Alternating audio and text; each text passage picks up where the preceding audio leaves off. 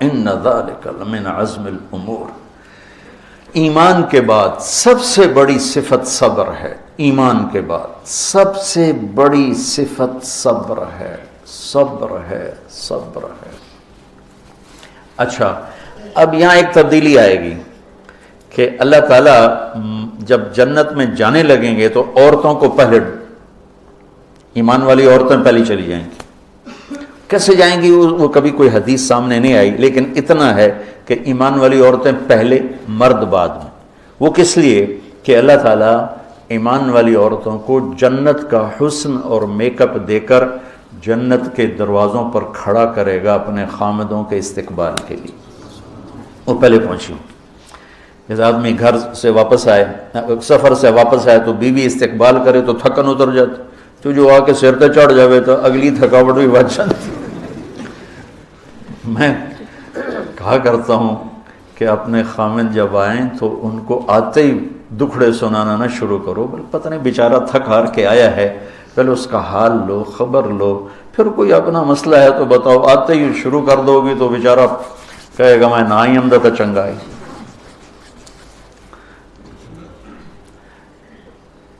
وَلَهُنَّ مِثْلُ الَّذِي عَلَيْهِنَّ بِالْمَعْرُوفِ. اللہ نے عورت پہ حق رکھا ہے خامد کا، اور عورت کا حق رکھا ہے خامد پر. میں عورتوں کے حقوق بہت بتاتا ہوں، لیکن مردوں کے بھی ہیں. میرے نبی کے پاس ایک لڑکی ہے، یہ میری شادی ہو رہی ہے، میرے خامد کا میرے اوپر کیا حق؟ تو آپ نے فرمایا تیرے خامد کے جسم پہ پھوڑے نکل آئیں اور ان میں پیپ پڑ جائے اور تو اس زبان سے چاٹ چاٹ کے اس کے زخم دھوئے صاف کرے تو بھی تو نے خامد کا حق ادا نہیں کیا.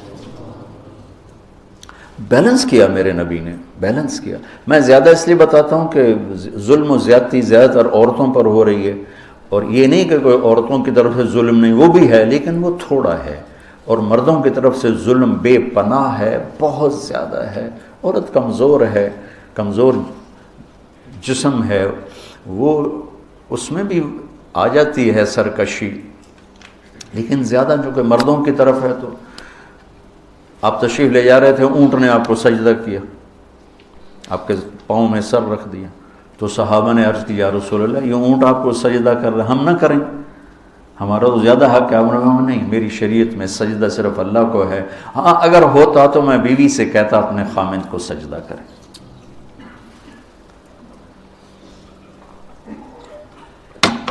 اب جب یہ انٹر ہوں گے تو آگے کیسے جانا ہے؟ اندر سواریاں کھڑی ہوں گی. کیڈی وڈی جنت ہے، اتنے بندے جو کٹھے جاون گے، اتنے سواریاں کتنے رب کھڑیاں کیتیاں. اللہ اکبر. سواریاں کھڑی ہوں گی ہر ایک کی، اور ہر سواری کے ساتھ ایک نوکر ہوگا.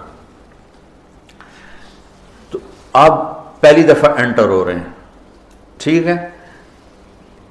ہر آدمی سیدھا اپنی سواری کے پاس جائے گا، اور وہ سواری اور وہ نوکر دونوں اپنے مالک کو پہچانے گی.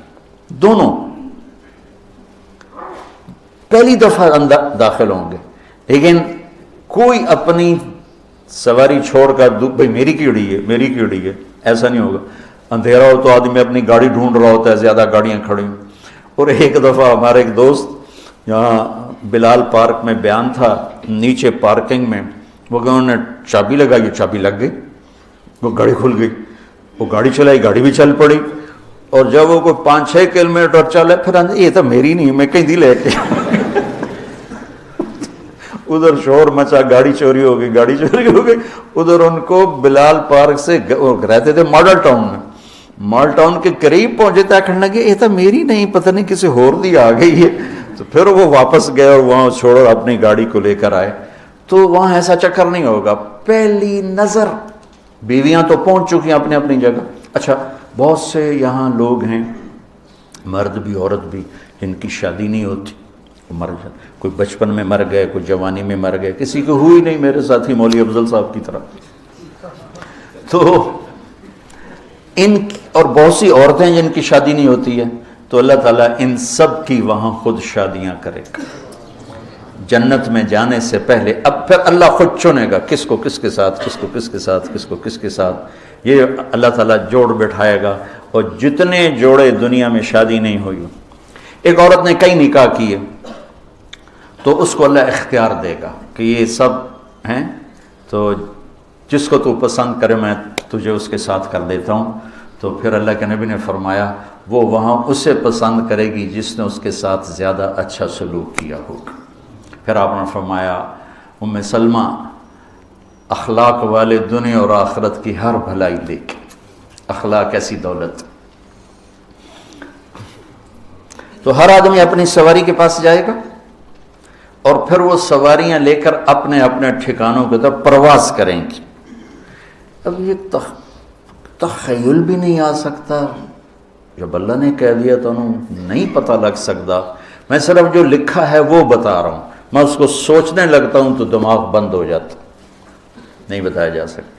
تو اس کے بعد یہ سب اپنی یہ سواریاں لے کر ان کے نوکر ساتھ اپنی اپنی جنت کی طرف سفر شروع کریں گے. اور جو جنت الفردوس والے ہیں تو ان کے راستے میں 2 اسٹیشن آئیں گے. ایک جگہ اتریں گے تو چاندی کا محل ہوگا، سونے کے برج ہوں گے. تو جب وہ وہاں اس کو اتاریں گے ریسٹ کے لیے، ریسٹ تھکاون تو ہے نہیں، اعزازاً وہاں دیکھے گا تو جنت کی نعمتیں اور جنت کی بیویاں، تو وہ اترنے لگے گا. تو اس کا خادم کہے گا آپ کیا کہ میں اتر رہا ہوں، گھر نہیں آ گیا. نہیں، گھر نہیں آیا، یہ آپ ہی کا ہے لیکن آپ کا اس سے آگے ہے. پھر اگلی پرواز ہوگی تو اس کو لینڈ کروائیں گے. وہ سونے کا محل ہوگا اور یاقوت کے برج ہوں گے. تو اس میں جو جنت کی نعمتیں ہیں نیچے والے درجے سے زیادہ حسین ہوں گی. تو وہ جلدی سے اترنے لگے گا. پھر آقا کیا کر رہے ہیں؟ کہا یہ گھر آ نہیں گیا. نہیں ابھی نہیں آیا، ابھی اور آگے ہے یہ سب کچھ آپ کا، لیکن ابھی آپ نے اور آگے جانا. پھر اس کے بعد وہاں سے پرواز ہوگی تو تیسری جگہ پر سرخ یاقوت کا محل ہوگا اور موتیوں کے برج ہوں گے، اور اس کے دروازے پر اس کی دنیا کی بیوی پہلے کھڑی ہوگی. اور جب وہ کہے گا آقا آپ کا ٹھکانہ مبارک. سبحان اللہ. یہ اترے گا تو اس کو گلے لگائے گی اور کہے گی انت حبی و انا حبک، تو میرا محبوب میں تیری محبوبہ. انا راضی فلا اسخط ابدا.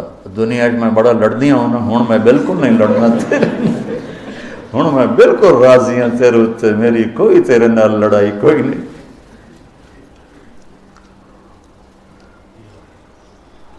ہمارا پہلا حج تھا 89، تو ہم مینا سے پیدل چل پڑے مزدلفہ سے، اور مینا کے کنارے جا کے بیٹھ گئے مزدلفہ اور اس کے بارڈر پر، تاکہ فجر پڑتے ہی پیدل چلے جائیں. تو ایک بوڑھا اور بوڑھیا نا وہ بھی ہمارے پاس آ کے بیٹھ گئے.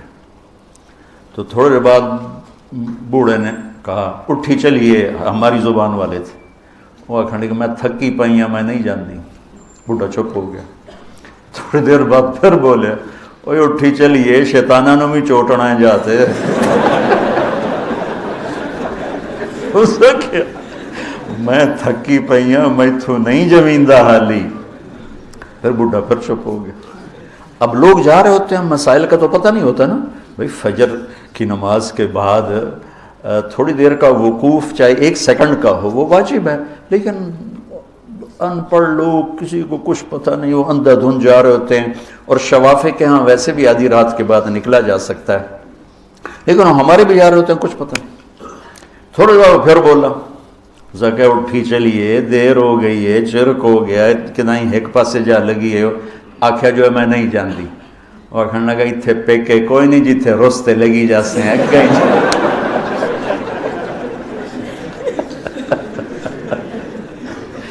تو وہ کہے گی انا راضیہ، دنیا میں بڑی ٹھاٹھیا کیتا، اب میں تجھ پہ راضی ہوں، میں کبھی ناراض نہیں ہوں. انا الناعمہ فلا ابأس، اب مجھے بڑھاپا نہیں آئے گا، ہمیشہ جوانی رہے گی. انا الخالد فلا اموت، میں ہمیشہ زندہ رہوں گی، مجھے موت نہیں آئے گی. انا المقیم فلا ارحل، میں ہمیشہ تیرے پاس رہوں گی، کبھی پیکے دا تانا نہیں دیں گے آئے پے تیرے بچے تو میں جاندی پئی ہوں، اب میں تیرے ساتھ رہوں گی۔ پھر یہ دونوں میاں بیوی جب محل میں انٹر ہوں گے تو چھت اور فرش کا جو فاصلہ ہے 100,000 ذراع، 1,00,000 ہاتھ پر چھت ہوگی، 1,00,000 ہاتھ کی اونچائی پر چھت ہوگی۔ یہ جنت الفردوس کی بات بتا رہا ہوں آپ کو، یعنی 25 انچ کا ایک ہاتھ ہوتا ہے تو 2 فٹ بھی لگا لو، اوپر والا انچ ہٹا دو تو 2,00,000 فٹ پر جا کر اس کی چھت ہوگی۔ لیکن اس کا قد بھی دیکھو نا، 130 فٹ اس کا قد ہو چکا ہے، آنکھ اب یہ نہیں ہے، وہ دیوار کے پار بھی دیکھتا ہے اور پیچھے بھی دیکھتا ہے، آگے بھی دیکھتا ہے، دائیں بھی دیکھتا ہے، بائیں بھی دیکھتا ہے۔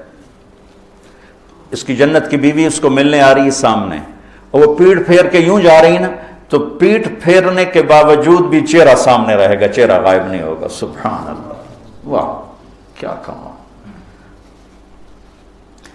تو پھر یہ انٹر ہوں گے اور اندر اس کی جنت کی بیویاں جو پہلے سے حوریں تیار ہیں وہ سب ایک جرمٹ سب، اور ہر ایک آدمی اپنی اپنی اپنی جگہ پہ جب پہنچ جائے گا تو